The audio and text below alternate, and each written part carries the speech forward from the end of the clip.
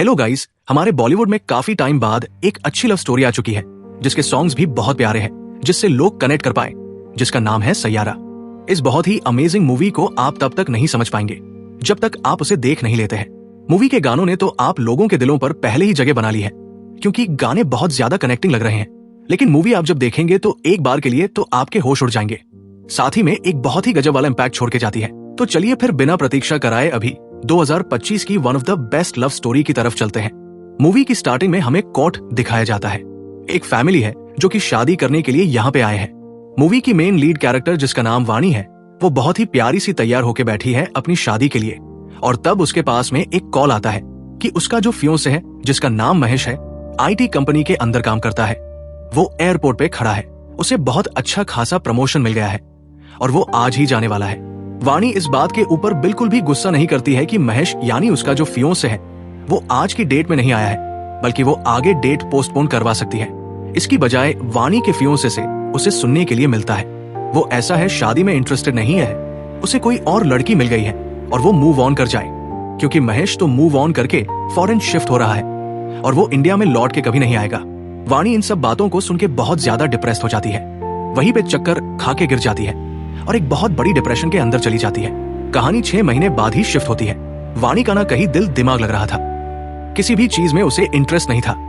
उसके घर वाले रोज उससे बात किया करते थे, उसे नई चीजें करने के लिए कहा करते थे, लेकिन वाणी अभी तक कवर अप नहीं हो पाई थी। हम देख पाते हैं कि वाणी को लिखने का बहुत शौक था। इसी के कारण वो एक जर्नलिज्म कंपनी के अंदर गई थी, जहां पे बस उसे लिखना था। स्टार्टिंग के अंदर ही वो एक लड़के से टकराती है, जिस चक्कर में उसकी बुक वहीं पे रह जाती है। अभी हमारी कहानी का मेन लीड कैरेक्टर, उसका नाम है कृष कपूर। उसने वाणी की नोटबुक को उठा लिया था। वाणी अपना इंटरव्यू देती है, जहां पे उसके न कोई एक्सपेक्टेशन थी, नहीं किसी और चीज की उसकी डिमांड थी। बहुत ही प्योर सोल की लड़की थी। तो यहाँ के जो इंटरव्यूअर थे वो वाणी को एक ही बार में सिलेक्ट कर लेते हैं। जाने से पहले वाणी की वापस से कृष से मुलाकात होती है। कृष उसे उसकी नोटबुक लौटाता है और कृष अपना नाम नहीं बताता, बल्कि कहता है कि अभी पता चल जाएगा तुम्हें कि मेरा नाम क्या है। यहाँ का जो जर्नलिस्ट है उसने एक गलत न्यूज छाप दी थी, जिस गाने को लेकर कृष ने बहुत मेहनत करी थी, उसकी बजाय सारा क्रेडिट किसी और को मिल चुका था। इसी चक्कर में कृष ने इसी जर्नलिस्ट को बहुत बुरी तरीके से मारा पीटा था। यहाँ पे इस फाइट को देख के वाणी थोड़ी डर भी गई थी, लेकिन उसे ये समझ में आ गया था कि कृष एक ऐसा लड़का है जो कि हमेशा सच्चाई का साथ देता है, कभी भी गलत चीजों को या नेपोटिज्म को नहीं बढ़ाता है। और वहां से कृष और वाणी की स्टोरी स्टार्ट होती है। अब जब हमें पता चल ही गया है कि कृष एक सिंगर है, एक आर्टिस्ट है, तो उसका पूरा का पूरा एक बैंड ग्रुप भी था। इसी के ग्रुप में एक अमीर लड़का था जिसे पूरे के पूरे वीडियो के क्रेडिट्स मिल गए थे, सॉन्ग्स के क्रेडिट्स मिल गए थे। इसी चक्कर में कृष को बहुत गुस्सा आ रहा था और उसने अपने पूरे बैंड से नाता तोड़ लिया था। तो यहाँ पे सब उसे यही कहते हैं कि अकेला तू क्या ही कर लेगा, लेकिन तब वहां पे कृष खुद को प्रूव करने के लिए इतने सारे लोगों के बीच में सारे ट्यून सेट करके ऑटो ट्यून करके वहां पे प्ले करता है, वहां पे गाना गाता है और हर कोई उसके गाने के बहुत बड़े दीवाने हो जाते हैं। यानी कि ये बात तो साफ थी कि कृष आज गाए, चाहे कल गाना गाए, चाहे अकेला गाए, चाहे ग्रुप के साथ गाए, वो एक राइजिंग स्टार है ही। सेम टाइम पे वाणी को भी देखते थे, जिसने लिखना शुरू कर दिया था। जब से वो कृष से मिली थी, कहीं न कहीं उसके मन के अंदर कृष की एक इमेज बन चुकी थी और वो चीजें नई नई लिखती भी जा रही थी। सेम टाइम पर कृष भी अब आगे बढ़ता जा रहा था। अकेला होने के बावजूद भी वो कहीं न कहीं सक्सेस की राह पर ही था। कृष का एक बहुत ही अच्छा दोस्त है जिसका नाम कीवी है। वो उसे किसी बड़े प्रोड्यूसर से मिलाना चाहता था। अब यहाँ पर इंडस्ट्री के अंदर एक और सिंगर है जिसका नाम प्रिंस है, लेकिन उसे कोई अच्छा कंटेंट नहीं मिल रहा था। न तो कोई अच्छा सिंगर मिल रहा था, न ही कोई कंपोजर मिल रहा था, और उसे किसी के साथ तो कोलैब करना ही था। सबसे इंपॉर्टेंट बात यहाँ पे अटक जाती है, बहुत कम टाइमलाइन के अंदर उसे एक सॉन्ग चाहिए था। कंपोज कर सकता था, सिंगिंग कर सकता था, लेकिन लिख नहीं सकता था। उसी वक्त कृष की नजर उस लड़की पे जाती है जो कि उसने उस जर्नलिस्ट के ऑफिस के अंदर देखी थी। कृष को यह भी पता था कि ये लड़की नोटबुक के अंदर गाने लिखती है। हैंड टू हैंड कृष उठा के इस लड़की को सबके सामने ले आता है, लेकिन वाणी तो यहाँ पे किसी और ही काम से आई थी। वो यहाँ पे सुपरस्टार प्रिंस के एक इंटरव्यू के लिए आई थी, लेकिन वाणी को वो इंटरव्यू नहीं मिल रहा था। अब जब कृष ने उसे साइन कर लिया था कि तुम मेरे लिए गाने लिखो, तो कहीं ना कहीं वाणी भी मना नहीं कर पाती है। और वाणी यही बात जाके जब अपने ऑफिस में बताती है कि गाने लिखने के बदले उसे प्रिंस सुपरस्टार का इंटरव्यू भी मिल जाएगा, तो एक तरीके से उसके दोनों काम हो गए थे। यानी कि उसे गाने लिखने के लिए भी मिल गए थे, साथ ही साथ वो अपनी कंपनी के लिए भी कुछ अच्छा कर पा रही थी। अब यहाँ पे वाणी का काम शुरू हो जाता है। वो क्रिश के साथ स्टूडियो में पहुंचती है जहां पे उसे गाने लिखता था। लेकिन यहाँ पे क्रिश की कुछ आदतें थी जो वाणी को बहुत परेशान कर रही थी, जैसे कि क्रिश का स्मोक करना, क्रिश का गालियां बकना। साथ ही में वो एक चीज और कहती है कि 8 बजे के बाद में वो काम नहीं करेगी, उसे टाइम से घर जाना है। अब यहाँ का एनवायरनमेंट भी कहीं ना कहीं वाणी को बिल्कुल पसंद नहीं आता। वो बहुत ज्यादा सफोकेट फील कर रही थी। लेकिन इस बात के ऊपर क्रिश से उसका अच्छा खासा झगड़ा हो जाता है। क्रिश का कहना था कि बहुत अच्छे अच्छे गाने स्टूडियो में लिखे गए हैं, तो शांति चाहिए तो शांति दे देता हूं, अगर तुम्हें गाने चाहिए तो प्लेबैक म्यूजिक लगा देता है। इन सब चीजों से तो वाणी बहुत ज्यादा डिस्टर्ब हो जाती है। इन सब चीजों से वो लिख ही नहीं पा रही थी। तब वो क्रिश को समझाती है कि गाने ऐसे नहीं लिखे जाते हैं, गाने को लिखने के लिए एक माहौल चाहिए। आप किसी चीज से कनेक्ट करते हैं, अपने प्रीवियस मेमोरीज के अंदर जाते हैं, आप किसी अच्छे इंसान को याद करते हैं, किसी अच्छी मेमोरी को जो याद करते हैं, तब जाके आप एक अच्छा गाना लिख पाते हैं। तुम्हारे लिए क्या है कि कहीं पे भी बैठ जाओ, कहीं पे भी गाना लिख दो, ऐसे गाने नहीं बनते हैं। अगर कोई गाना दिल को छूना चाहिए तो वो गाना दिल से लिखा भी जाना चाहिए। ये बात कहीं ना कहीं जाके क्रिश को समझ में आने लगी थी और वो वाणी को सही माहौल देने के लिए अपने साथ ले जाता है एक खुले से स्टेडियम के अंदर जहां पे वो क्रिकेट खेलता है और खुद के बारे में बताता है कि उसे कैसे पूरी दुनिया से अपना नाम सुनना है, हर कोई बस उसका नाम पुकारे, क्रिश कपूर, क्रिश कपूर। और ये बातें अब जाके कहीं ना कहीं वाणी कनेक्ट कर रही थी कि क्रिश को क्या बनना है। और इन सब चीजों को देख देख के वो नया गाना लिखना शुरू करती है। अब तक वाणी ने बहुत सारी लाइंस लिख दी थी। क्रिश भी उन लाइंस को पढ़ के हैंड टू हैंड कंपोज भी करने लगा था। ये दोनों टाइम साथ में स्पेंड करने लगे थे। जैसे ही वाणी का टाइम आ जाता है, वाणी को जाने के लिए 1 मिनट था, तो क्रिश बोलता है, मेरे पास अभी भी 1 मिनट है। बहुत ही इंपॉर्टेंट लाइन थी। वाणी भी अच्छा महसूस करने लगी थी, कवर अप होने लगी थी। क्रिश के साथ में टाइम बिताते बिताते वो भी बहुत चेयर अप हो गई थी और बहुत अच्छी अच्छी लाइंस लिखने लगी थी। उसने अब तक आधा गाना लिख लिया था। साथ ही में उसे यह भी पता चलता है कि क्रिश का एक बैंड भी था, लेकिन क्रिश ने उस बैंड को छोड़ दिया है और अब जाता भी नहीं है। क्रिश को वो समझाती है कि उसे अपने बैंड को छोड़ना नहीं चाहिए। क्रिश कहीं ना कहीं वाणी की बात मान के अपनी पुरानी बैंड को ज्वाइन कर लेता है। कुछ टाइम पहले क्रिश ने एक दारू पीने वाले आदमी को देखा था, जिसे देखकर उसे रास्ता बदल लिया था। ये आदमी क्रिश का बाप था, जो कि दारू के साथ था। नशे में बहुत ज्यादा खुद की जिंदगी खराब कर चुका था कि उसका दोस्त उसे संभालता है और यहां से लेके जाने लगता है। लेकिन क्रिश के बाप के पैर में इतनी भी हिम्मत नहीं थी कि वो सीधे सीधे चल पाए। वो पैसे के लिए कहीं ना कहीं चोरी चाकरी करने लग गया था। तो क्रिश गुस्से से कहता है कि क्या चाहिए, आपको पैसे चाहिए ना, ये पकड़ो पैसे। अब यहाँ पे क्रिश का बाप कहीं ना कहीं मरना भी चाहता था, तो क्रिश खुद ही अपने बाप को उठा के सामने फेंक देता है कि लो मरो, वरना अभी के अभी जाओ, ये पैसा पकड़ो और चले जाओ। बस ये सारी चीजें वाणी देख रही थी और अब जाके वाणी को पता चलता है कि क्रिश का एक बहुत ही डार्क सीक्रेट है, एक बहुत ही डार्क पास्ट है कि उसकी अपनी फैमिली से नहीं बनती, या फिर फैमिली के अंदर बहुत सारी चीजें हैं जो कि चल रही है। अब जब वाणी के सामने क्रिश की सारी कहानियां आ गई थी, तो वाणी भी अपने आप को नहीं रोकती है।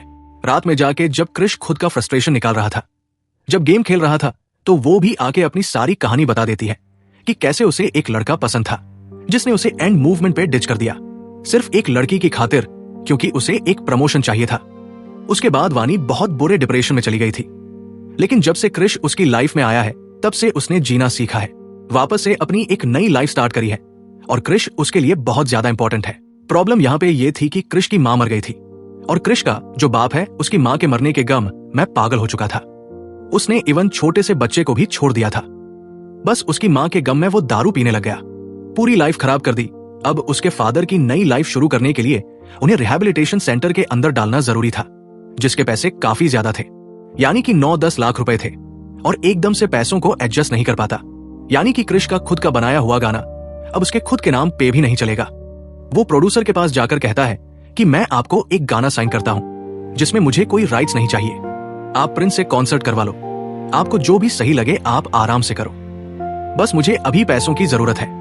यानी कि अपना पहला सपना उसने वहीं पे तोड़ दिया कि वो फेमस हो सकता था, लेकिन फिर भी फेमस नहीं हुआ। कहीं ना कहीं क्रिश और वाणी के बीच में एक गाने की डील हुई थी। ये गाना जैसे ही पूरा होता है तो क्रिश वाणी को छोड़ देता है और कहता है कि मैं अब तुम्हें अपने साथ में ज्यादा टाइम तक नहीं रख पाऊंगा, क्योंकि मेरा काम खत्म हो गया है। तुम चाहो तो यहां से जा सकती हो, अपनी नई लाइफ स्टार्ट कर सकती हो। मेरा तो क्या है, मैं तो स्ट्रगलिंग आर्टिस्ट हूं, स्ट्रगल करूंगा और भी नई नई चीजें करूंगा। और वैसे भी मेरा गाना अब तो कोई और गा रहा है, तो मैं वो चीजें वैसे बर्दाश्त नहीं कर पा रहा हूं। वाणी जब ये बातें सुनती है कि क्रिश इतना ज्यादा अकेला है, और इस वक्त उसे किसी की जरूरत है तो वो उसका साथ बिल्कुल नहीं छोड़ती है। यहाँ एक वक्त क्रिश प्रिंस का शो देखने के लिए गया था। वही गाना जो उसने खुद ने लिखा था, खुद ने कंपोज करा था, खुद ने सिंग करा था, वो गाना भी कोई और गा रहा है। तभी यहाँ पे वाणी आ जाती है उसका साथ देने के लिए, और तब जाके कहीं ना कहीं इनकी स्टोरी शुरू हो जाती है, क्योंकि वाणी क्रिश को अकेला नहीं देखना चाहती थी। ये दोनों एक दूसरे के बहुत क्लोज आ जाते हैं, इंटीमेट हो जाते हैं, और आप एक दूसरे के साथ ही रहना चाहते थे। क्रिश ने अपना ग्रुप वापसी ज्वाइन कर लिया था। उसके सारे बैंड मेंबर्स उसे वापस मिल चुके थे। लगा था जहां पे वो बहुत ज्यादा स्मोक करता था, वाणी ने उसकी स्मोकिंग छुड़ा दी थी, उसकी सिंगिंग हैबिट्स बदल दी थी, चीजें बहुत ज्यादा अच्छी होती जा रही थी। एक दिन जब क्रिश वाणी को छोड़ने जा रहा था, उसी वक्त वाणी के पेरेंट्स ने क्रिश को देख लिया था। उस वक्त वाणी के पेरेंट्स कुछ बोलते नहीं है, लेकिन घर पे आके कहीं ना कहीं अब क्रिश को भी सुनाया जाता है कि तुम ऐसे वैसे लड़के हो, तुम आखिर उस लड़की को छोड़ क्यों नहीं देते हो? एक बार पहले भी इसकी लाइफ खराब हो गई है, किसी ने उसे छोड़ दिया था, तुम खुद भी उसे शादी नहीं कर पाओगे। मेरी बेटी कोई टाइम पास नहीं है। और सेम टाइम पे वाणी की माँ आके उसे भी सुनाती है कि तू पागल हो गई है क्या? तेरे साथ पहले क्या हुआ था तुझे पता नहीं है? ये लड़के बहुत आवारा होते हैं, तेरा यूज करके तुझे छोड़ देंगे, तू ऐसे कैसे किसी के ऊपर बिलीव कर सकती है? वाणी की सारी पास्ट मेमोरी ट्रिगर हो जाती है। वो अभी तक जितनी हील हुई थी वापस से उसी जोन में चली जाती है और बेहोश होवी पे गिर जाती है। अब सब के सब हॉस्पिटल के अंदर जाते हैं, उसे लेके उसका ट्रीटमेंट होने लगता है, सीटी स्कैन, MRI वगैरह सब कुछ होने लगते हैं। साथ ही में उसकी माँ भी क्रिश को कहती है कि शादी करेगा तू उससे नहीं कर पाएगा, ना चला जाए यहां से अभी के अभी। लेकिन वाणी का फादर उसे शांत कराता और कहता है कि जाके मिल लो उसे, आप कहीं ना कहीं क्रिश की सिचुएशन के अकॉर्डिंग तो उसे छोड़ देना चाहिए था। लेकिन क्रिश अंदर आते ही सबसे पहले वाणी से यही कहता है कि हम दोनों को शादी कर लेनी चाहिए। पानी जब ये लाइन सुनती है कि शादी कर लेना चाहिए तो वाणी हंसती है और कहती है तुम्हारा दिमाग खराब है, तुम्हें पता भी है कि शादी क्या चीज है, कितनी बड़ी चीज है, तुम एकदम अपने इनिशियल मोड पे हो, स्टार्टिंग मोड पे हो, तुम काम करोगे, तुम्हें बहुत कुछ करना है, आगे बढ़ना है, इस बीच में आकर तुम शादी की बात कैसे कर सकते हो? क्योंकि इसी वक्त पे क्रिश के पास अब ऑफर्स आने लग गए थे। उसे बाहर कॉन्सर्ट के अंदर जाना था, तो यहाँ पे जब वाणी प्रॉमिस दिलवाती है या उसे विश्वास दिलवाती है कि वो कहीं भी नहीं जाएगी, उसके साथ ही रहेंगी, बस क्रिश को अभी अपने काम के ऊपर फोकस करना चाहिए जिसके पीछे वो इतना भाग रहा था। नीम फेम सब चीजों के लिए तो उसे अभी थोड़ा सा स्ट्रगल करना चाहिए।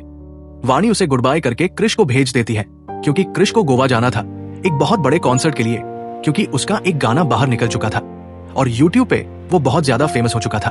गोवा पहुंचता है तो उसके लिए काफी सारी पब्लिक पहले से ही खड़ी थी।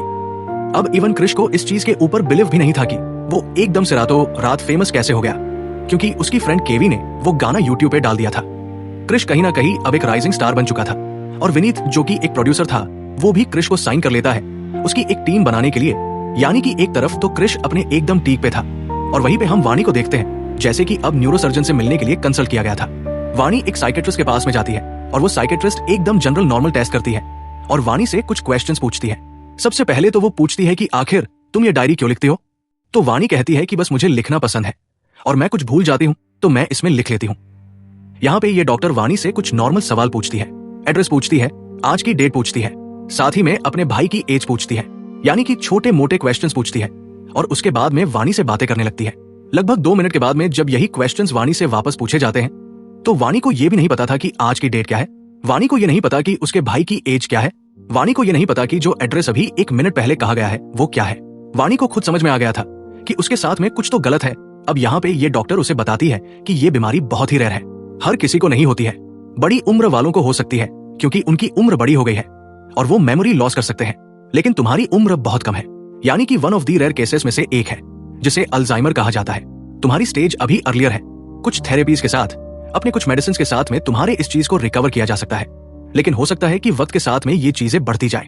तुम्हें अपने पेरेंट्स को बताना पड़ेगा, तुम्हारे जितने भी क्लोज वंस हैं उन्हें तुम्हें बताना पड़ेगा कि तुम्हें ये बीमारी है, ताकि वो तुम्हारे साथ रहें, हर वक्त तुम्हें चीजें याद दिलाते रहें। ये चीजें तो वाणी के दिमाग में और भयंकर घर कर जाती है कि आखिर ये क्या हो गया। वाणी कुछ दिनों से कॉल नहीं उठा रही थी।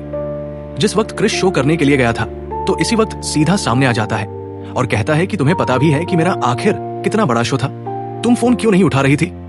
इतने सारे लोग आ गए थे। यानी कि क्रिश अपने साथ में जितनी भी चीजें अच्छी थी वो सब कुछ वाणी को बताता है।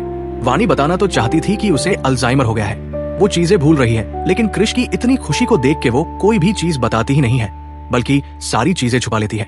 क्रिश अपने साथ में वाणी को लेके जाता है, ये दोनों साथ में बहुत अच्छा टाइम स्पेंड करते हैं, लेकिन तब भी वाणी कुछ नहीं बता पाती है। यहाँ पे हम देखते हैं कि वाणी की जो डॉक्टर है उसे अलग अलग चीजें करने के लिए कहती है कि तुम्हें ये थेरेपी पे जाना चाहिए, तुम्हें अपने लोगों को बताना चाहिए। अब वाणी वापस से अपनी पुरानी मेमोरीज के साथ में ट्रिगर होने लग गई थी। वो धीरे धीरे करके चीजों को भूलती जा रही थी।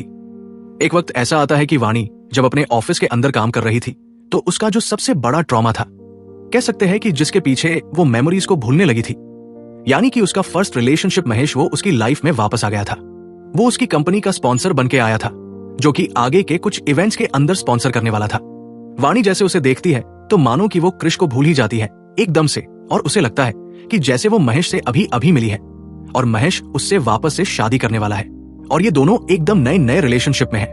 महेश को ये सब मजाक लगता है और उसे लगता है कि वाणी उसके साथ में कोई मजाक की बातें कर रही है, और तब जाके वाणी को एकदम से याद आता है कि नहीं नहीं, महेश तो उसकी लाइफ से जा चुका है, क्रिश उसकी लाइफ में है।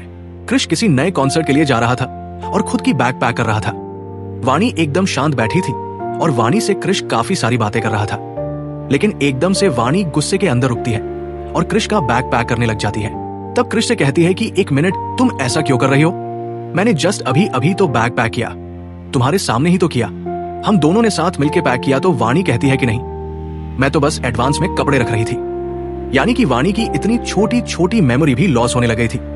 उसे याद ही नहीं है कि कुछ देर पहले ही अभी क्रिश ने बैग पैक करा है और वो वापस उसका बैग पैक कर रही थी। क्रिश इस वक्त वाणी को छोड़ के नहीं जाना चाहता था इस कॉन्सर्ट के लिए, लेकिन वाणी बहुत फोर्स करती है कि नहीं नहीं, तुम चले जाओ, तुम जल्दी से वापस आ जाना, हम तब साथ में रहेंगे। और इस बार भी क्रिश चला जाता है और वाणी यहाँ पे अकेली रह जाती है। अब यहाँ पे इनके ऑफिस का एक इवेंट था जिसके अंदर महेश यहाँ पे आया था।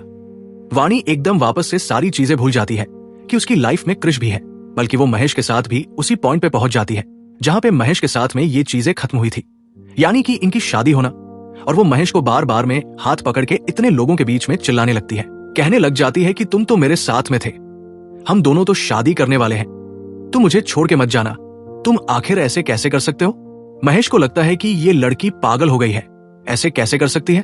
वो कहीं ना कहीं वाणी का फायदा भी उठाना चाहता था, लेकिन तभी वहां पे वाणी जोर से चिल्लाने लग जाती है कि तुम मुझे छोड़ के मत जाना, तुम मेरे साथ में शादी करोगे ना, मेरे साथ रहोगे ना? और वहां पे एक बहुत बड़ा सीन क्रिएट हो जाता है। महेश की यहाँ पे वाइफ भी आई हुई थी और महेश वहां पे काफी सारे सिक्योरिटी गार्ड को कह के वाणी को बाहर फेंकवा देता है। वाणी बहुत एम्बेरस्ड हो जाती है और वहां से चली जाती है। क्रिश अपनी कॉन्सर्ट के अंदर जाने ही वाला था, लेकिन वो वाणी को जब कॉल करता है, वाणी कॉल नहीं उठाती है तो उसका फोन कोई और उठाता है, क्योंकि वाणी का बैग। वाणी कहती है मैं एक दिन सब चीजें भूल जाऊंगी, मैं एक दिन हर मेमोरी भूल जाऊंगी। तो क्रिश का कहना था कि मेमोरी भूल जाओगी ना, कोई बात नहीं, हम रोज नई मेमोरी बनाएंगे। वाणी कहती है कि तुम्हें चले जाना चाहिए, तुम्हें साथ में नहीं रहना चाहिए, मैं बहुत चीजें गड़बड़ कर रही हूँ, कुछ भी याद नहीं है मुझे, मैं इवन खुद को भी भूलती जा रही हूँ, मैं तुम्हें कैसे याद रखूंगी? जहां पे क्रिश उसे बहुत विश्वास दिलाता है कि मेरे लिए आज का वक्त जरूरी है, मेरे लिए आने वाला वक्त जरूरी नहीं है, मुझे आज की डेट पे बस तुम दिख रही हो और मुझे तुमसे मतलब है, मुझे और किसी भी चीज से मतलब नहीं है। क्रिश का फ्यूचर गया भाड़ में और अभी वो सिर्फ और सिर्फ वाणी के साथ ही रहना चाहता था, क्योंकि उसकी जो तबीयत है वो टाइम के साथ भी खराब होती जा रही थी। वाणी के घर पे ये सजेशन दे दिया गया था कि उसे जल्द से जल्द किसी शांति भरी जगह में ले जाया जाए ताकि वो और ज्यादा ट्रॉमा फील ना करे। अब घर पे यही झगड़ा हो रहा था कि वाणी के साथ उसके फादर जाएंगे या मदर जाएंगे, लेकिन आखिर बात आती है कि क्रिश के साथ वाणी जाएंगी ताकि वो कुछ टाइम उसके साथ रहे, अच्छे से फील करे चीजें और वो जल्द से जल्द बस रिकवर हो जाए, सिर्फ और सिर्फ अपनी मेडिसिन से। अब तक वाणी की माँ क्रिश को पसंद नहीं करती थी, लेकिन जिस वक्त क्रिश वाणी को लेकर जा रहा था तो कहीं ना कहीं उसकी माँ ने भी क्रिश को एक्सेप्ट कर लिया था कि ये बंदा वाणी की इस सिचुएशन को भी एक्सेप्ट कर रहा है। क्रिश वाणी को अपने साथ ले जाता है, ये लोग रिसोर्ट पे रुकते हैं, बहुत नई नई मेमोरीज बनाते हैं, बहुत अच्छा क्वालिटी टाइम स्पेंड करते हैं। वाणी चीजों को भूलती भी जा रही थी, लेकिन क्रिश उसे भूलने नहीं देता है बल्कि याद दिलाता है। साथ ही में अब यहाँ पे क्रिश के दोस्तों का कॉल आता है जो कि उसे बताते हैं कि हमारे शोज बहुत ज्यादा हिट जाते जा रहे हैं, बस कमी है तो मेन सिंगर की, तूने जो भी चीजें कंपोज करी थी वो चीजें हम बैक टू बैक करते जा रहे हैं और बहुत फेमस भी होते जा रहे हैं। तब यहाँ पे क्रिश को कुछ तो पैसों की जरूरत पड़ गई थी, तो वो यहाँ पे कह देता है यार तू मेरा एक गाना और कर दे, तू मेरा एक कॉन्सर्ट और कर दे, बस मुझे पैसे ट्रांसफर करवा दे, क्योंकि या तो शायद उसके फादर को जरूरत थी या फिर उसे यहीं पे वाणी के साथ रहने की जरूरत थी, तो इसीलिए वो शोज के अंदर नहीं जाता है बल्कि वाणी के पास वापस चला जाता है। ये बातें कहीं ना कहीं वाणी भी सुन चुकी थी कि उसे उसके शोज के लिए जाना चाहिए और वो बस यहाँ पे टाइम वेस्ट कर रहा है, लेकिन कृष का तो ये बिल्कुल भी टाइम वेस्ट नहीं था। उसके अकॉर्डिंग तो उसे वाणी के साथ में ज्यादा टाइम स्पेंड करना था। अब यहाँ पे वाणी खुद के गाने के बारे में बताती है कि उसने कैसे ये सैयारा नाम का गाना लिखा और वो आगे की चीजें लिखने वाली है। तब यहाँ पे कृष पूछता है कि आखिर इसका मतलब क्या है, जहाँ पे वाणी समझाती है कि बहुत सारे तारों में जो एक तारा होता है, अकेला रहता है, उसका नाम सैयारा है। जब भी मैं तुम्हें याद करूंगी या जब भी तुम मुझे याद करोगे तो सीधा आसमान में देखना, हम एक दूसरे को वही भी मिलेंगे, क्योंकि हम दोनों एक दूसरे के लिए ही बने हैं। और तब से वाणी ने वो गाना लिखना शुरू करा था, सैयारा, जो कि अब तक का one of the best song है। और वही गाना कहीं ना कहीं कृष अब अपने कॉन्सर्ट के अंदर परफॉर्म करने वाला था। आखिरकार वो वाणी को साथ ले गया था और ये दोनों बहुत टाइम बाद में शो पे आने वाली थी। कृष का भी ये एक बहुत ही बड़ा कॉन्सर्ट होने वाला था। सारी चीजें एकदम मैनेज थी। वो वाणी के साथ में खड़ा था। वाणी उसे बहुत ज्यादा मोटिवेट कर रही थी कि सारी चीजें अच्छी होंगी, तुम बहुत अच्छा परफॉर्म करोगे, सबसे ज्यादा मैं चिल्लाऊंगी, सबसे आगे मैं खड़ी रहूंगी, तालियां बजाऊंगी। लेकिन जैसे ही कृष ऊपर स्टेज पे चढ़ने वाला था, एकदम से ही वाणी को धक्का लगता है। वो जैसे ही पीछे मुड़ती है तो उसके सामने महेश आ जाता है और यहीं पे वाणी की सारी कहानी खत्म हो जाती है। वाणी एकदम से बुरी तरीके से ट्रिगर हो जाती है, एकदम से पास्ट में चली जाती है। उसे याद ही नहीं होता है कि उसकी लाइफ में कृष भी था, बल्कि उसके लिए अभी सब कुछ महेश बन चुका था। वो महेश के पास आती है और वापस से कहती है कि अब तुम मुझे छोड़ के कहीं मत जाना, मैं तुम्हारे साथ आ चुकी हूँ। महेश को ये बिल्कुल परफेक्ट टाइम लगता है कि इस लड़की की खो चुकी है, ये लड़की पागल हो गई है, क्यों ना इसका फायदा उठा लिया जाए। यहाँ पे कृष परफॉर्म करने वाला था और उसे वाणी कहीं भी नहीं दिखती है, तो वो वाणी को हर तरफ ढूंढने लगता है। यहाँ हम देखते हैं कि महेश वाणी का फायदा उठाने के लिए उसे अपने वैनिटी के अंदर ले आया था और उसकी बहुत क्लोज आ चुका था। इवन वाणी तो खुद के होश में ही नहीं थी, उसे तो कुछ याद ही नहीं थी कि महेश ने उसके साथ क्या किया है। उसकी लाइफ में कृष है और वो महेश को पूरी तरीके से खुद को सौंप दिया। महेश उसे टच करने लगता है और इतनी ही देर के अंदर यहाँ कृष पहुंच जाता है, जो कि वाणी को अपने साथ चलने के लिए कहता है। लेकिन वाणी तो यहाँ पे भूल गई थी कि कृष कौन है और वो महेश के पीछे जाके छुप जाती है। अब यहाँ पे महेश कृष के ऊपर चिल्लाता है और उसे यहाँ से बाहर जाने के लिए कहता है, लेकिन कृष तो यहाँ पे महेश को बहुत बुरी तरह से मारता है। वाणी को अभी भी याद नहीं आता कि कृष उसके लिए कौन है और यहाँ पे वो चाकू उठा लेती है और कृष के सामने चाकू करके कहती है कि चला जा यहाँ से, अभी के अभी चला जा। है कौन तू जो महेश के साथ ऐसा कर रहा है? महेश पति है मेरा, मैं उसके साथ में शादी करने वाली हूँ। और कृष ये बातें अपने कानों से सबसे सुन रहा है, बस रो रहा है। वो इस लड़की के ऊपर क्या ही चिल्लाएगा जिसके पास अपनी कोई मेमोरी ही नहीं है। वो बस उसे शांत करने की कोशिश कर रहा था। महेश जो कि बुरी तरीके से पिट रखा था, वो वहां से 1 सेकंड के अंदर भाग जाता है और कृष वाणी को बस पकड़ लेता है, जो कि पूरी तरीके से अपनी मेमोरी खो चुकी थी। बहुत बुरी तरीके से रोती है। कृष उसे पकड़ के बस संभाल रहा था और उसे कैसे तैसे करके होल्ड कर रहा था, क्योंकि वाणी एकदम बेकाबू हो गई थी। इवन वाणी ने तो कृष के हाथ में चाकू भी मार दिया था और यहाँ पे बस वो फुट फुट के रोने लग जाती है। कैसे तैसे करके कृष ने वाणी को संभालता है, होटल वगैरह लेके जाता है, उसे सुला देता है। उसका खुद के हाथों पे खून बह रहा था। यहाँ पे हम कृष के फादर को भी देखते हैं, जो कि रिहैबिलिटेशन सेंटर से आने के बाद काफी ज्यादा ठीक हो चुके थे और अपने बेटे से जाके बात करते हैं कि देख, जब तेरी माँ मरी थी ना, मैंने बहुत बड़ी गलती करी थी। मैंने उसके पीछे अपनी दुनिया लुटा दी। मैं तुझे भूल गया था, अपना सब कुछ गवा दिया था। अगर उस वक्त मैं थोड़ा तेरा ध्यान रख लेता तो आज तेरी लाइफ थोड़ी अलग होती। तू मेरी जगह मत आना, तू बिल्कुल मेरे जैसा मत बनना, थोड़ी अपने बारे में भी सोच। लेकिन कृष उस वक्त इन बातों को सुनता तो है लेकिन समझता नहीं है। उसके लिए अभी वाणी ही सबसे ज्यादा इंपॉर्टेंट थी। उसकी मेमोरी रिकवर करना ही सबसे ज्यादा इंपॉर्टेंट चीज थी। वो वाणी के पास फिर से जाता है, पियानो वगैरह प्ले करने लगता है। वाणी को ये याद नहीं था कि कल का दिन क्या था। उसे तो लग रहा था कि कॉन्सर्ट आज के दिन में है, तो उसे कृष बताता है कि नहीं, कॉन्सर्ट हो चुका है, तुम बहुत खुश थी, तुमने बहुत एंजॉय किया। उसे कुछ नहीं पता था कि कल उसने क्या कर रखा है, लेकिन ये तो फील हो गया था कि कृष थोड़ा उदास है।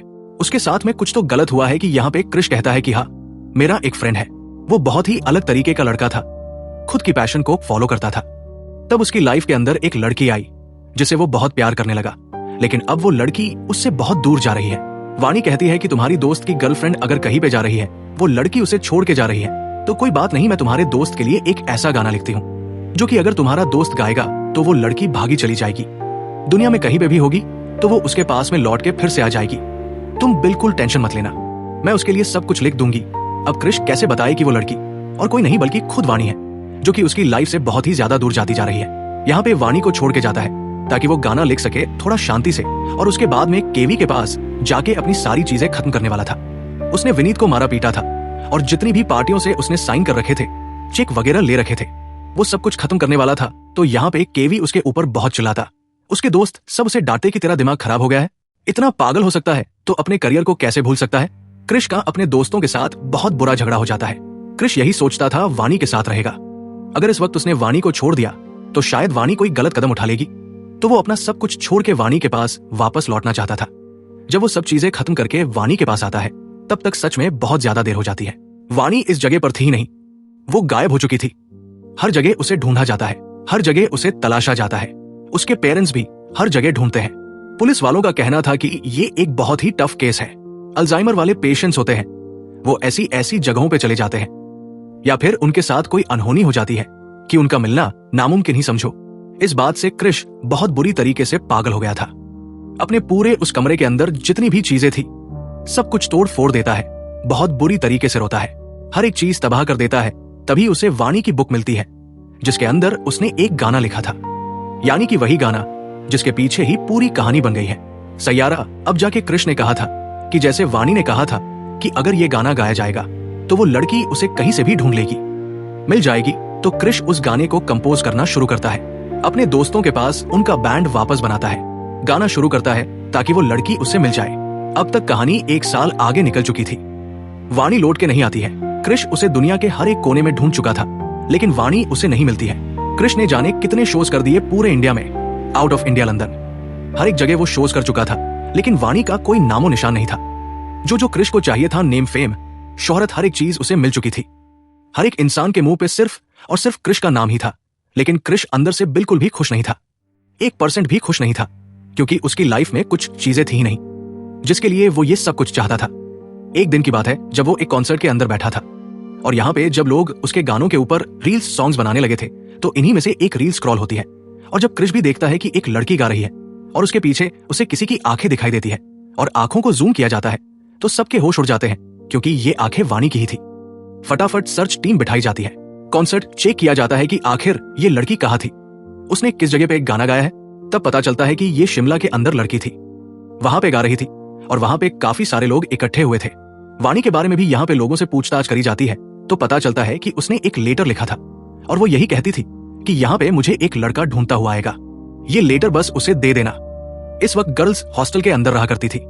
वानी ने यहाँ पे जो लेटर लिखा था उसके अंदर लिखा था कि क्रिश, मुझे सब कुछ याद आ गया है कि आखिर उस दिन मैंने क्या करा था, क्योंकि कहीं ना कहीं सामने वो वीडियो आ गए थे कि उसने उस दिन कॉन्सर्ट में इतना भयंकर वाला बवाल मचा दिया था। महेश के पीछे चली गई थी, क्रिश को चाकू मार दिया था, तो इन सब चीजों को आखिर वो बर्दाश्त कैसे कर पाती। और अगर आज क्रिश लेटर ढूंढता हुआ यहाँ पे पहुंच गया है, इसका मतलब है कि क्रिश ने अपना सब कुछ छोड़ दिया है और वो वानी को ढूंढते हुए यहाँ तक पहुंच गया है। ये चीजें भी वानी बर्दाश्त नहीं कर पाएंगी तो अच्छा होगा कि क्रिश उससे दूर रहे और वानी अपनी एक नई लाइफ शुरू करे, क्रिश अपनी एक नई लाइफ स्टार्ट करे। लेकिन इन सब बातों के ऊपर तो क्रिश को और ज्यादा यूं लगता है कि मतलब वानी ने आखिर क्या ही गलती कर दी है। मतलब वो खुद की बीमारी से इतनी ज्यादा परेशान हो गई है कि हर चीजें छोड़ के चली गई है। वो जाता है सीधा वानी से मिलता है। वानी बिल्कुल अकेली बैठी थी और उस वक्त वो क्रिश को पूरी तरीके से भूल चुकी थी कि आखिर क्रिश कौन है। क्रिश आके बताता है कि वो एक सिंगर है और लिखना चाहता है, लेकिन उसके पास शब्द नहीं, कोई गाने नहीं मिल रहे हैं। सेम टाइम पे वानी भी कहती है कि हाँ वो भी लिखना चाहती है, लेकिन उसे भी कोई अच्छे शब्द नहीं मिल रहे हैं। तो क्रिश कहता है ठीक है, फिर कोई दिक्कत नहीं है। वैसे भी गाने लिखने के लिए कोई बहुत अच्छी माहौल की जरूरत होती है, कभी भी ऐसी गाना नहीं लिखा जाता है। यानी कि जो चीजें वानी ने एक वक्त पे क्रिश के लिए कही थी वही चीजें क्रिश कहता है कि गाने लिखने के लिए दिल से लिखा जाना जरूरी है, उसके लिए माहौल जरूरी है, आपको किसी अच्छी याद को याद करना जरूरी है, किसी वक्त में होना जरूरी है। जिसके बाद में क्रिश अपने साथ में वानी को एक प्लेग्राउंड के अंदर ले जाता है। वानी ने पहली बार वहीं से लिखना शुरू करा था। वानी के सामने एक बार में क्रिश वो चीजें दोहराता जाता है जिन चीजों को उसने बहुत बार दोहराया था, लेकिन वानी को कुछ भी याद नहीं आता। क्रिश फूट फूट के रोता है, उसके सामने बार में अपनी चीजों को रिपीट करता है, लेकिन वानी को कुछ भी याद नहीं था कि क्रिश उसकी लाइफ में कहाँ है। एक वक्त ऐसा आता है जब क्रिश बिल्कुल अपनी हिम्मत खो चुका था, टूट चुका था कि अब वानी उसे कभी याद नहीं कर पाएगी। और तभी आखिरकार वानी को उसका नाम याद आता है।